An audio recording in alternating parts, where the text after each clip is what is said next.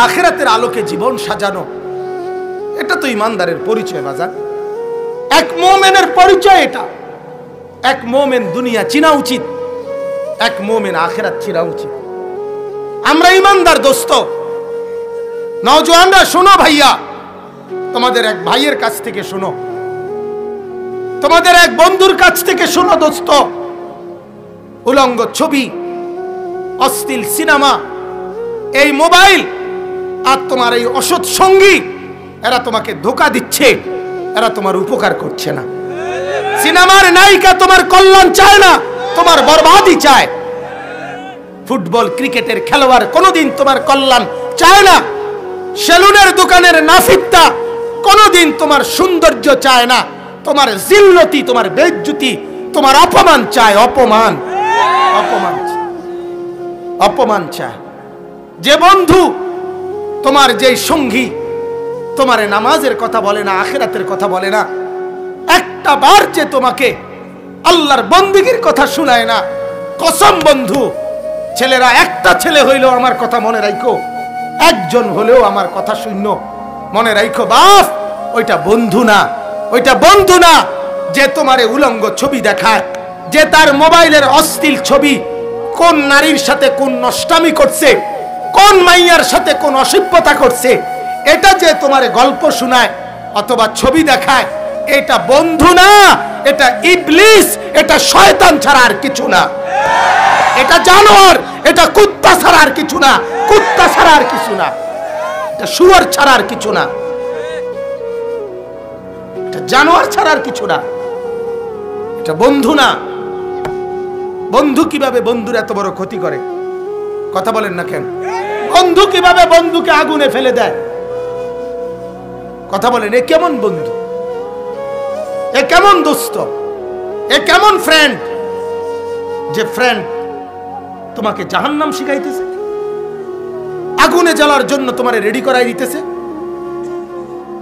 তোমারে তো ভাবাইয়া তো ভাইয়া আখিরাত ভুলাই দিতেছে। কোরআনুল কারীমের মধ্যে আছে এক জান্নাতি জান্নাতের মধ্যে গিয়ে তার অন্যান্য জান্নাতীদেরকে বলবে, শোনো, ইন্নী কানা লি কারীন, আমার একটা পরিচিত লোক ছিল যে আমাকে প্রতিদিন দেখা হইলেই আখিরাত ভুলাইতে চাইতো। কি ভুলাইতে চাইতো? আর বলতো, আহ দোস্ত, আহ তোরে দেখা বড় মায়া হয়। কি মায়া হয়? এই যে একটা হুজুরে বাপ লইয়া আড়স, সুখ বলতে, আনন্দ বলতে কিচ্ছু, রস কষ কিচ্ছু নাই তোর, কথাটা বুঝছেন না? কিচ্ছু নাই। আহারে কি সুন্দর রঙের দুনিয়ায় চলতে আছে, আর তুই মাথা নোয়াইয়া বেকুবের মতো আড়ো, মনে যেন বুড়ো হইয়া গেছ, দাড়ি কড়া রাখা লাইছ অল্প বয়সে। কিতা আসলে কিতা তো বুঝেব কোন সময়? তো কথা বুঝছেন? হেইতের বুঝ, ওনার বুঝ বাইয়া ভর্তি আছে একবার। ওই জান্নাতি বলে, আমার ওই বন্ধু, আমার পরিচিত লোকটা, ছেলেটা অহরহ আমাকে আখিরাত ভুলাইতে চাইতো, আর বলতো, আইদা মিতনা ওয়া কুন্না তুরাবান ওয়া ইযামান আইন্না লামাদিনুন। বাহ, বলতো, আরে বন্ধু, মরে গেলে সব মিশে যাব মাটির সাথে, সেই হাড্ডি গুঁড়ো গুঁড়ো হয়ে পাউডার হয়ে কোথাকার মাটি কোথায় উড়ে যাবে, সেখান থেকে আমাদেরকে পুনরায় আবার হাসরের ময়দানে দাঁড় করাবে। এটা আসলেই কোনো যুক্তির কথা হলো?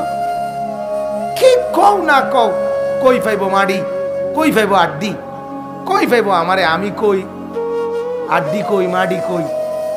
আসেনি কোনো হদিস থাকবনি। আল্লাহ তাআলা তখন দোস্ত, কোরআনুল কারীমের আয়াত,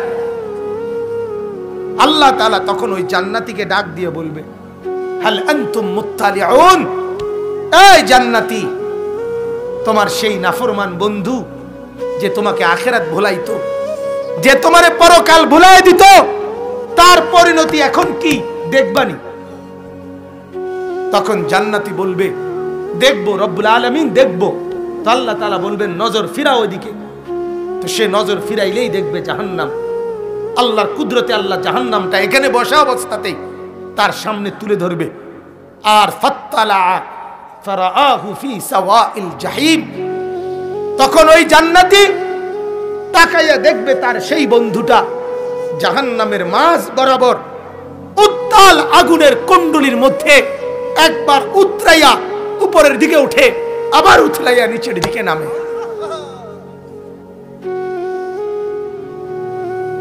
তখন ওই জান্নাতি একটা চিৎকার দিয়া এই দৃশ্য দেখে বলবে তাল্লাহি ইন কিত্তা লাতুরদিন, আল্লাহর কসম বন্ধু তুই তো আমারেও এই পরিণতির দিকে নিয়ে গেছিলি,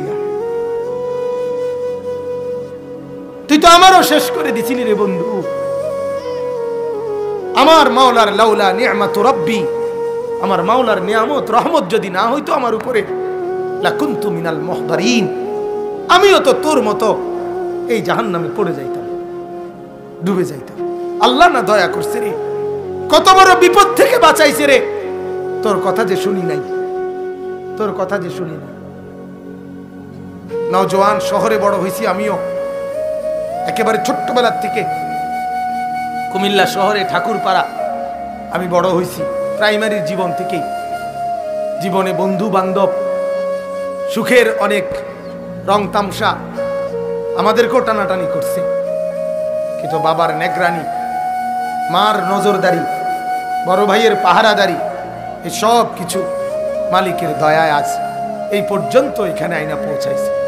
বলেন আলহামদুলিল্লাহ।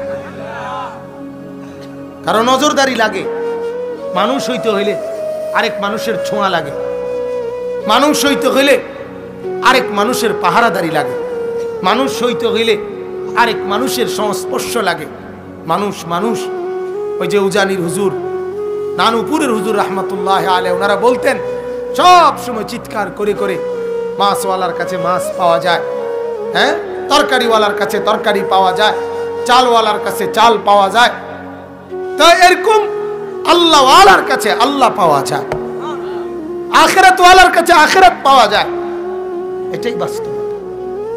অতএব আমার মূল বক্তব্য এটাই ছিল যে আয়াত আমি পড়ছি, এই আয়াতের মূল কথা এটা ভাইয়া, এই কথা বুঝানো আমরা যারা বসছি দোস্ত, তোমরা যারা বসছো ভাই, অনেক ছেলে মাশাআল্লাহ, আমার ভাই মাওলানা আবু হানিফ ভাই অনেক দরদ নিয়া অনেক মহব্বত করে আমারে, উনি আমার এই দাওয়াতটা দিছে, বলছে হুজুর যুব সমাজ, যুবক ছেলেরা আপনারে অনেক মহব্বত করে, তো এই কারণে আসা। আমি আপনাদের জন্য দোয়া করি ভাইয়া, তোমরা যারা এই নওজোয়ান বসছো, তোমরা প্রত্যেকেই ভাই তোমার বন্ধুর ফিকির না করে তোমার নিজের ফিকির একটু করো। এটা জীবন কিনা, সারাদিন মোবাইলে ছবি দেখা, এটা মানুষের জীবন হইতে পারেনি। তুমি একটাবার ভাবো, মুসলমান পরিচয় দেওয়ার পরে এক ওয়াক্ত নামাজ না পড়া, এটা ইনসাফ, বিবেক, একের বিবেকের মধ্যে যদি সামান্য বিবেক থাকে, এটা একজন মানুষের মুসলমানের পরিচয় হতে পারেনি। তোমার বিবেকে দোস্ত আমি হাতে, তোমার বিবেকের হাতে তুলে দিলাম, এক বছরে কোনোদিন ফজরের নামাজ পড়লা না, কোনোদিন পড়লা না, আল্লাহর ঘর মসজিদ কোনোদিন দেখলা না, অথচ কত নর্তকী কত দেখলা। যেই কোনো মেয়ে হাঁটলে, যে রুমে হোক বেড়ি, সবাই রে তোমারতে ভাল লাগে, কালাও দলাও, হ্যাঁ, সিদাও বেহাও, যেটা দেখো তুমি এটাই তোমারতে ভালো লাগে। তুমি বলো না ভাইয়া এটা জীবন কিনা, তোমার বিবেকে তোমার আকল কি বলে? ইস্তাফতি কলবাক, নবীজি বলছে উম্মত তোমার কলবকে জিজ্ঞেস করো, তোমার বিবেককে বল। ওই যে ওই সাহাবীকে এক নওজোয়ান যুবক আল্লাহর নবীর কাছে কালেমা পড়ছে, বলছে ইয়া রাসূলুল্লাহ, আমাকে জিনা করার, ব্যভিচার করার অনুমতি দিতে হবে। আল্লাহর নবী তাকে বিবেক জাগাইতে চাইছে তার। নবীজি বললেন তাহলে শোনো, আগে আমার একটা প্রশ্নের জবাব দাও, যদি তুমি যেই কাজটি আরেকজন নারীর সাথে করবা, এই কাজটা যদি তোমার মা, তোমার বোন, তোমার এরকম মা বোন তাদের সাথে কেউ করতে চায়, তুমি মেনে নিবা কি? ওই যুবক তরবারি বাহির করে বলছে অসম্ভব, আমি বেঁচে থাকতে আমার মার সাথে কেউ অপকর্ম করবে, আমার বোনের সাথে কেউ অপকর্ম করবে, অসম্ভব। আমি জান দিয়ে হলেও সেটা প্রতিহত করব। আল্লাহ নবী সাল্লাল্লাহু আলাইহি ওয়াসাল্লাম বললেন, তাহলে যুবক, তুমি যার বোনের সাথে, যেই নারীর সাথে অপকর্ম করবে, সেও তো কারো বোন, সেও তো কারো মা, তাহলে সে কিভাবে তোমার বেলায় এটা সহ্য করে নিবে, মেনে নিবে কিভাবে? এই কথা বলার সাথে সাথে ওই যুবক বলছে, ইয়া রাসূলুল্লাহ, আমার চোখ খুলে গেছে, আমি কসম করে বলছি এমন অপকর্ম আমি আর কোনোদিন করব না। তাহলে আমি বিবেক জাগাইতে চাই, আমিও বিবেক জাগাইতে চাই। তুমি বলো না ভাইয়া, এটা কি জীবন কিনা? আরে বাপ, আপনারাও বলেন, আপনারা আপনাদের ছেলেদের ব্যাপারে কি কি তৈরি করছেন? যে ছেলে নামাজ পড়ে না, বিবি নামাজ পড়ে না, মেয়ে নামাজ পড়ে না, তাদের জন্য কোন যুক্তিতে এই বাড়ি, বিল্ডিং, দালান এগুলো সাজাইতেছেন? কেন কেন বলেন না? আরে বেনামাজি ছেলের জন্য বিদেশের চিন্তা, বিশার চিন্তা, টাকা কেন ফিকির করতেছেন? এই ছেলেটা দিয়া, যে ছেলেটা আপনার চোখের সামনে গত 18 বছরে কোনোদিন একটা ওয়াক্ত নামাজ পড়লো না, এর যে আপনি সুদে টাকা লইয়া বিদেশ পাঠাইতেছেন, এ যে আপনার আখিরাতে কত বড় ক্ষতি করবে, এটা কি আপনার বিবেকে এত বুঝো দিছে না খোদা? আপনি বলেন না, আমি বুঝাইতেই পারি না। আরে এত বিবেকহীন হয় কেমনে রে বেটা? এত বিবেকহীন হয় কিভাবে? তুই বেটা কার জন্য ফিকির করস বেটা? কার জন্য? এটা কিসের ছেলে? হাইওয়ান আবার ছেলে হয় কেমনে? স্পষ্ট না কথা বলবা তুমি? তোমার মতো নাফরমান আমার সন্তান না। কোরআনুল কারীমে আল্লাহ তাআলা বলছে, নূহ নবীকে আছে না কোরআনে? নূহ আলাইহিস সালাম আল্লাহকে বলছে, আল্লাহ, তুফানে ডুবে যাইতেছে যে ফোলাটা, এটা আমার ফুত, ওই যে ডুবে যায়, ইন্না ইবনি মিন আহলি, সূরা হুদের মধ্যে আছে। আল্লাহ তাআলা স্পষ্ট বলছে, ইয়া নূহ ইন্নাহু লাইসা মিন আহলিক, এই নূহ সাবধান, আর একবারও বলবা না ওই নাফরমান তোমার সন্তান না। আল্লাহ বলছেন, আল্লাহ, ইন্নাহু আমালুন গায়রু সালিহ, এটা বেআমল সন্তান, আর বেআমল ইমানদারের সন্তান হইতে পারে না। ফালা তাসআলনি, অতএব আমার কাছে এই নাফরমানের ব্যাপারে কিছু চাইবা না। আল্লাহ নিষেধ করছে, নিষেধ করেছে।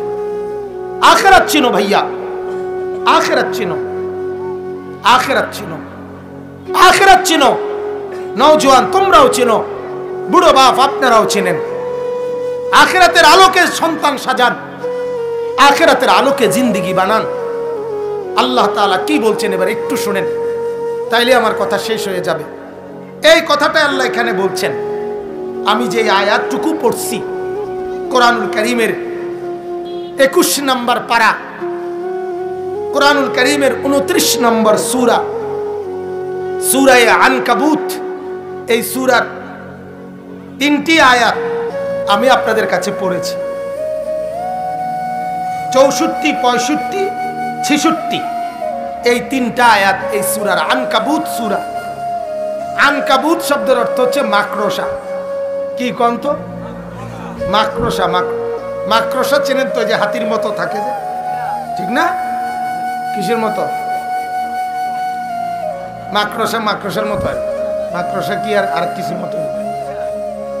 দেখলে তো চিনছেন, না দেখলে চিনছেন না আর কি। মাকড়সা একটা ছোট্ট প্রাণী। তো আল্লাহ তাআলা বলছেন, এই সূরার মধ্যে একটা আশ্চর্য সুন্দর আয়াত আছে। আল্লাহ বলছেন, তোমরা যারা যারা আমি আল্লাহকে বাদ দিয়া অন্য কিছুকে ডাকতেছ, গ্রহণ করছো নিজের জীবনের জন্য, আল্লাহকে ছেড়ে, আল্লাহ বলে তোমরা যেন মাকড়সার মতো ঘর বানাইতেছ। কি দারুণ উদাহরণ, মানে বুঝার জন্য একদম সহজ উদাহরণ দিছে। আল্লাহকে বাদ দিয়ে যারা অন্য কিছুকে গ্রহণ করছে, আল্লাহ আল্লাহ দরকার নেই, এবারে কইল ও সিএনজি ড্রাইভার নামাজ পড়তেন না? এ হুজুর 2.5 ঘন্টা লাগাইয়া এই মাত্র আমার সিরিয়ালটা আইছে। আমি মসজিদে গেলেই আমার আবার 2 ঘন্টা কি পড়ে যাব, পিছিয়ে পড়ে যাব। কাজে আমার মসজিদ দরকার নাই, বাঁচলে নামাজ পড়ন যাব আমার সিরিয়াল। তাইলে সে আল্লাহকে বাদ দিয়ে সিএনজিটাকেই তার খোদা বানায় লেছে, ঠিকই না বলেন?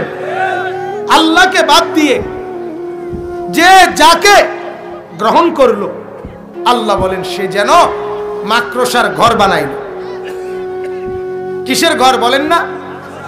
আর আল্লাহ কোরআনে বলেন ইন্না আওহানাল বুয়ুত লাবাইতুল আনকাবুত। আল্লাহ বলে বান্দা শুনো, এই সৃষ্টি জগতে সবচেয়ে দুর্বল হলো মাকড়সার ঘর, ঠিক কি না বলেন? মাকড়সার ঘর কি ডিজাইনেবল, ছোট ছোট খোপ খোপওয়ালা, একবারে মাপা মাপা খোপ, drawing room, dining room, kitchen room, 2টা বাথরুম, কথা বুঝছেন? সব মিলাইয়া বেটা যখন এই সুন্দর করে মাকড়সা ঘরটা সেটিং করে, 6 মাসের একটা কোলের বাচ্চাও যদি আটটা আলগি দেয়, ঠিকই না বলে? ড্রয়িং রুমও নাই, কিচেন রুমও নাই, বাথরুম কিচ্ছু নাই, কিচ্ছু। আল্লাহ তাআলা বলেন মাকড়সার ঘর যেমন দুর্বল, আল্লাহকে বাদ দিয়ে যাকে ধরলা সে এত দুর্বল। লাউ কানু ইয়ালামুন, আল্লাহ বলে যদি এটা বুঝতা বেশি ভালো হতো। আল্লাহ বলে বান্দা এটা যদি বুঝতা খুব ভালো হতো।